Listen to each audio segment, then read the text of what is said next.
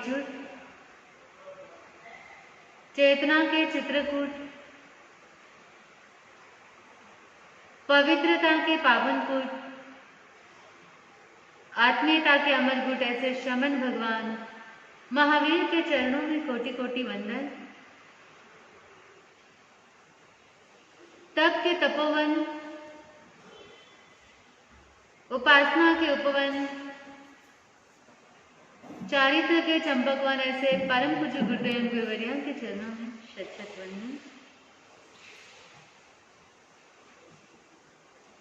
धर्म प्रेमी बंधु, माताएं बहनों, पूर्व दिनों से आपके समक्ष श्रमण भगवान महावीर की दिव्य देशना सुनाई जा रही है।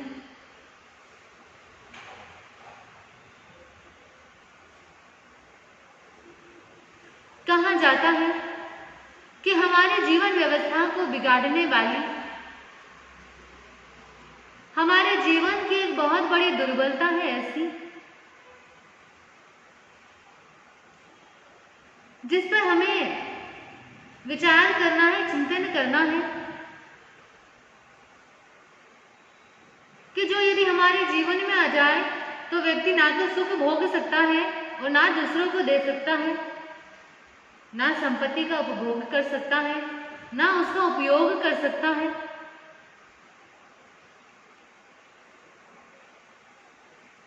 ज्ञानी जन कहते हैं यह मनुष्य की एक दुर्बलता है और उसका नाम है कृपणता। आप लोग आपकी भाषा में बोलते हो कंजूसी। जो व्यक्ति कंजूस होता है उसकी दशा बड़ी विचित्र होती है। सब कुछ उसके पास हो गया तो भी वो उन चीजों का, उन वस्तुओं का उपभोग नहीं कर पाता है और ना वो किसी को उपयोग करने देता है।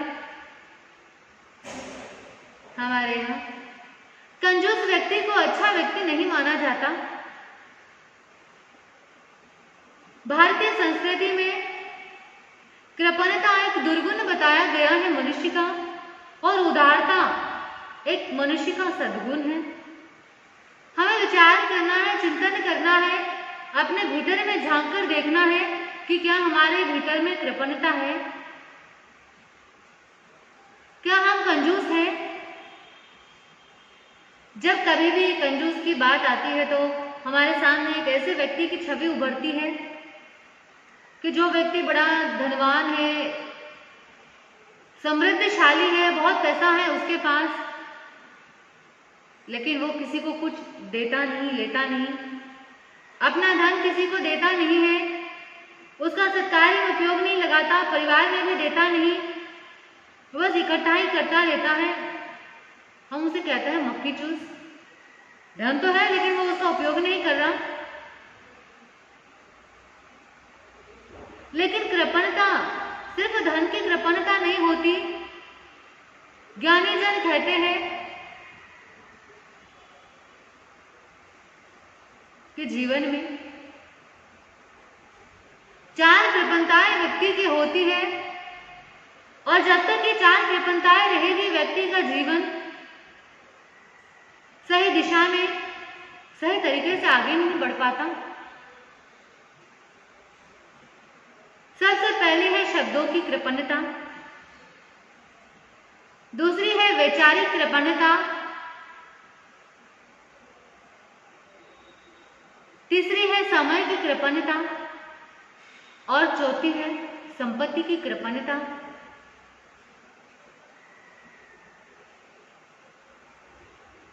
सबसे पहले शब्दों की कृपणता।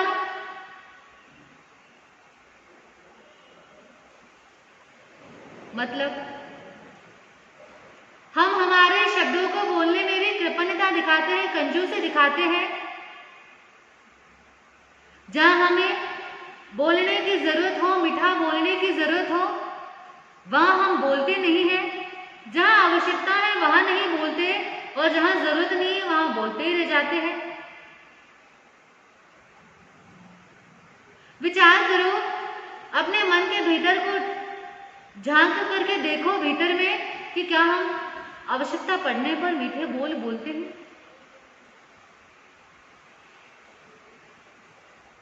हमें जहां जरूरत है बोलने की वहां हम बोलते हैं। अगर किसी के दो मीठे शब्द से, अगर आप किसी को दो मीठे शब्द बोल रहे हो और उन दो शब्दों से अगर किसी के जीवन में आनंद आ जाए, खुशी आ जाए, तो फिर आपका तो बोलना सार्थक हो गया। कोई व्यक्ति निराश होकर के बैठा है, हताश होकर के बैठा है, मायूस होकर के बैठा है, और ऐसे व्यक्ति के पास यदि आप चले जाओ,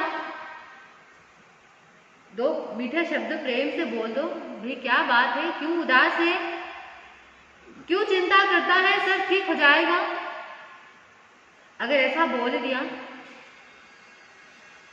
तो आपका क्या बिगड़ेगा? कुछ बिगड़ेगा आपका? कोई नुकसान होगा आपको? आपको कोई नुकसान नहीं होगा। लेकिन जिसको आपने सांत्वना भरे शब्द बोले हैं, उसके जीवन में तो आनंद आ जाएगा, उसके जीवन में उमंग आ जाएगी, वो अब फिर से उठकर खड़ा हो जाएगा। तो जहां बोलने की जरूरत हो, वहां जहां शब्द अभिव्यक्त करने की जरूरत हो, अच्छे शब्दों को बोलने की जरूरत हो, मोटिवेशन देने की जरूरत हो, तो वहां पर कभी भी पीछे मत हटना। कोई बीमार व्यक्ति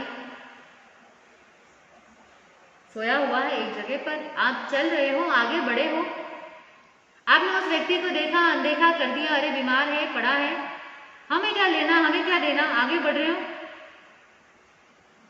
और वही अगर आप रुक जाते, उस व्यक्ति के पास जाते, भाई साहब क्या दिक्कत है, क्या तकलीफ है, तुम चिंता मत करो, सब अच्छा हो जाएगा, अगर ऐसे दो शब्द बोल दोगे तो आपका कुछ बिगड़ेगा क्या? कुछ नहीं बिगड़ेगा। लेकिन जो व्यक्ति बीमार है, उसके जीवन में उत्साह का संचार हो जाएगा, उसकी बीमारी ठीक हो जाएगी, उसे सांत्वना मिलेगी कि कोई है जो मुझे मीठे शब्द बोलकर गया है, मेरे साथ है, उसको विश्वास हो जाएगा। लेकिन हम वहां भी कृपणता दिखा देते हैं, जहां बोलने की जरूरत है वहां बोल ही नहीं पाते मीठा। एक डॉक्टर को देखो, वह पेशेंट के साथ कैसी बात करता है, बहुत प्रेम से बात करता है, मीठे शब्दों का प्रयोग करता है, सांत्वना भरे शब्दों का प्रयोग करता है, चाहे कितनी भी बड़ी बीमारी हो मरीज को। डॉक्टर क्या कहता है? आप चिंता मत करो, हम हैं, हमारे होते हुए आपको चिंता करने की क्या जरूरत है, आपको कुछ नहीं हुआ है, आप बिल्कुल ठीक हो, हम आपको ठीक कर देंगे। बोलते हैं ना ऐसा? ऐसा बोलने से क्या होता है? व्यक्ति के जीवन में, व्यक्ति के जो शरीर में बीमारी लगी है, उस बीमारी से, उस उदासी से व्यक्ति बाहर आने लगता है, उसको विश्वास हो जाता है कि डॉक्टर साहब ने मुझे बोला है कि मुझे कुछ नहीं हुआ है और मैं जल्दी क्या होने वाला हूं, बिल्कुल ठीक होने वाला हूं। डॉक्टर के शब्दों से ही आधी बीमारी ठीक हो जाती है मरीज की।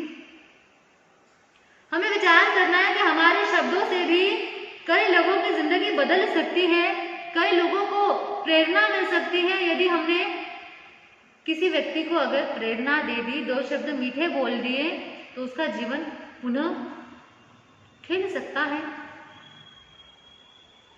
हमें जरूरत है कि हम ऐसे समय में पीछे ना हटें।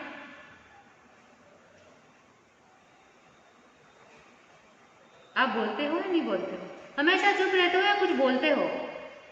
लेकिन ज्ञानीजन कहते हैं कहाँ बोलना है और कहाँ नहीं बोलना, ये दो बातें यदि व्यक्ति को समझ में आ जाए तो उसके जीवन का उद्धार हो जाएगा।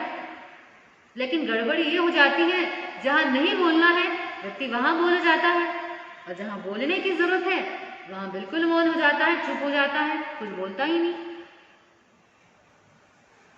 व्यक्ति की स्थिति बड़ी विचित्र है। अगर किसी को गालियां देनी हो तो 50 गालियां देने के लिए तैयार है, किसी को नीचा दिखाना हो तो सामने वाले के बारे में 10 प्रकार की बातें बोलने के लिए तैयार है। लेकिन अगर किसी को सांत्वना देनी हो, अगर किसी को प्रेम से कोई बात समझानी हो, किसी को मोटिवेशन देना हो, तो वहां व्यक्ति आगे नहीं आता, पीछे चला जाता है। मुझे क्या करना, मुझे क्या लेना, मुझे क्या देना।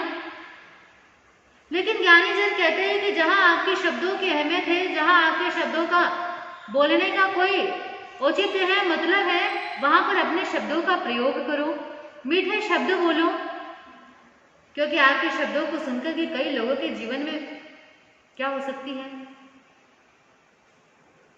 खुशी मिल सकती है, प्रेरणा मिल सकती है। तो जहां कहीं भी आपको लगे कि मुझे यहाँ पर बोलना चाहिए, अगर मैं बोलूंगा तो इसके जीवन में जो संकट है, जो दुख है, जो तकलीफ है, वो पीड़ा कम हो सकती है। शायद मैं खत्म ना कर पाऊं, लेकिन मेरे शब्दों से कम तो हो जाएगी। तो जहां भी जरूरत है बोलने की, वहां बोलने से पीछे मत हटो, और जहां जरूरत नहीं वहां बोलना मतलब शब्दों का अपव्यय करना है। शब्दों को व्यक्त करने की जगह जहां शब्दों का मोल है वहां पर इस्तेमाल करेंगे तो वो हमारे शब्दों की उदारता होगी। उदार व्यक्ति होता है, वो बोलने से कभी पीछे नहीं हटना, जहां जहां बोलना है वहां वो बोलता रहता है। हमें भी चाहिए कि हमें भी जहां जहां लगे कि यहाँ यहाँ बोलना चाहिए, मीठे शब्द बोलने चाहिए, प्रेरणा भरे शब्द बोलने चाहिए, तो वहां हमें बोलते ही रहना चाहिए।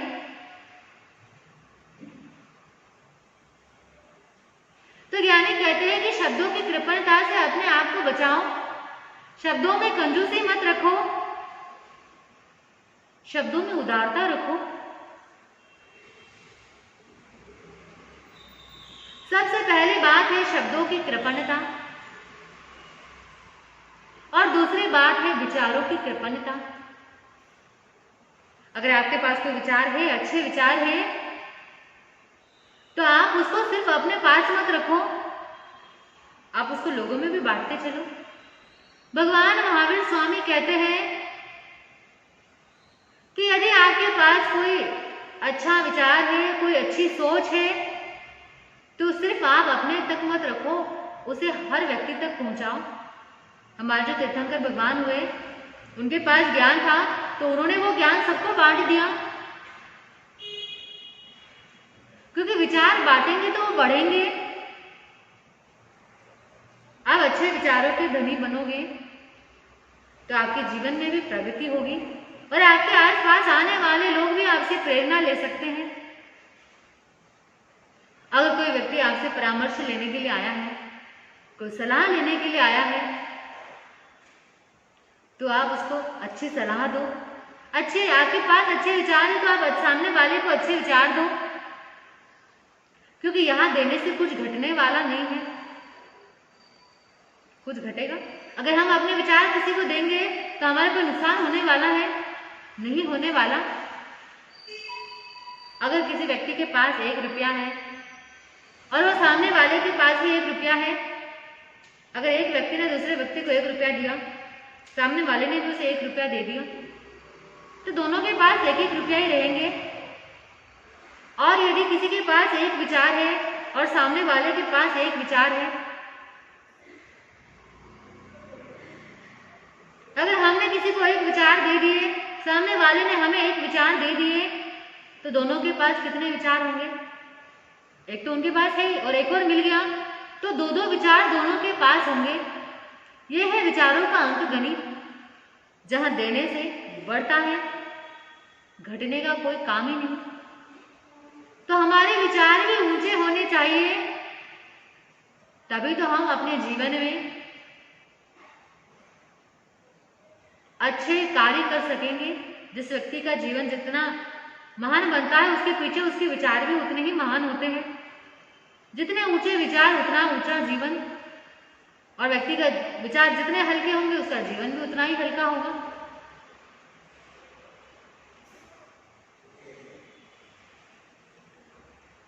और कहा गया है, ज्ञानी जन कहते हैं कि अच्छे विचारों को फैलाओ, क्योंकि अच्छे विचार फैलाने पड़ते हैं तभी वो आगे बढ़ते हैं, क्योंकि बुरे विचार तो वैसे ही फैल जाते हैं। बुरे विचारों को फैलाने वाले लोगों की कमी नहीं है संसार में, हर जगह बुरे विचारों को फैलाने का प्रयास करते हैं। तो हमें चाहिए कि हम भी अच्छे विचारों को फैलाएं, ताकि जो बुरे विचारों का जो संक्रमण फैल रहा है उसको हम रोक सकें। बुराइयां फैलानी नहीं पड़ती, स्वतः ही फैल जाती है और अच्छाइयां फैलाने के लिए व्यक्ति को प्रयास करना पड़ता है, मेहनत करनी पड़ती है। तो हमें दूसरी जो वैचारिक कृपणता है इससे भी बचना है। हमारे पास अगर कोई अच्छे विचार है, अच्छी सोच है, तो हमें उसको हर व्यक्ति तक पहुंचाने का प्रयास करना है। हर व्यक्ति तक ना पहुंचा पाओ कोई बात नहीं, लेकिन जो भी आपके पास आ रहे हैं, आपके संपर्क में लोग हैं, तो आप उनको तो अपनी बात, अपनी विचार दे सकते हो। जो दूसरी कृपणता है, विचारों की कृपणता, इससे भी हम बचे, इस कृपणता में भी उदारता लाए, तो वो हमारा सद्गुण बन जाएगा।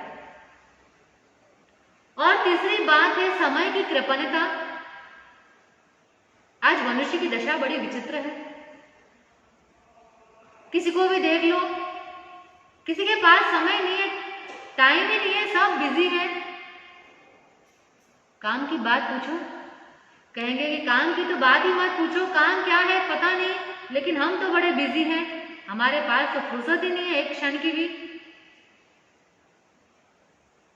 सब बिजी है, किसी के पास समय नहीं है। लेकिन ज्ञानी जन कहते हैं कि जहां समय निकालना चाहिए, जहां समय का उपयोग करना चाहिए, व्यक्ति वहां समय नहीं निकालता, और जहां समय निकालने का कोई मतलब नहीं है वहां पर पूरा समय देता है।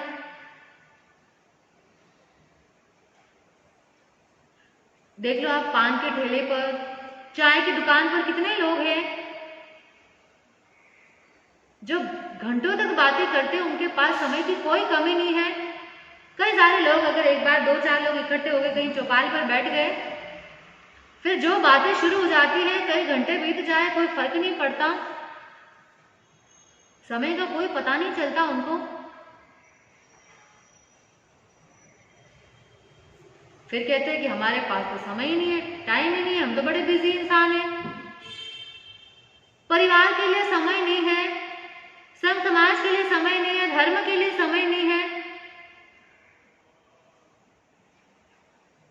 मित्र के लिए समय नहीं है, लेकिन